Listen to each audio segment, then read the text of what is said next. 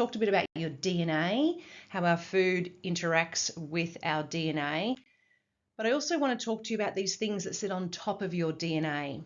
So we have these things called methyl groups, acetyl groups. They literally sit on the DNA and they act like a switch, turning genes off and on.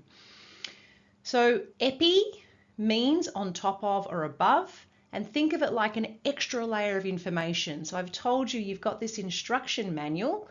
Yes, you inherited your DNA code from mum and dad, but not only did you inherit that DNA code, the instructions, you also inherited this little extra layer that sits on top of that DNA double helix, and that's known as epigenetics.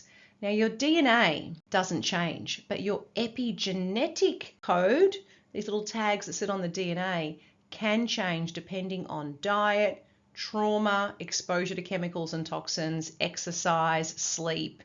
So really all of these lifestyle things can have a big impact on our epigenetics and what genes are going to be turned off and on. So when we think about foods that can really support our epigenetics, not just our DNA code, think about a lot of those brightly coloured fruits and vegetables. When we talk about blueberries being antioxidants, it's because they contain things that literally go in and turn on certain genes that act as antioxidants. Broccoli, we can see here, your greens, your cruciferous vegetables as we call them, broccoli, cauliflower, Brussels sprouts, they have things in them that can actually help with hormone metabolism and detoxification as well. So our food has all of these compounds.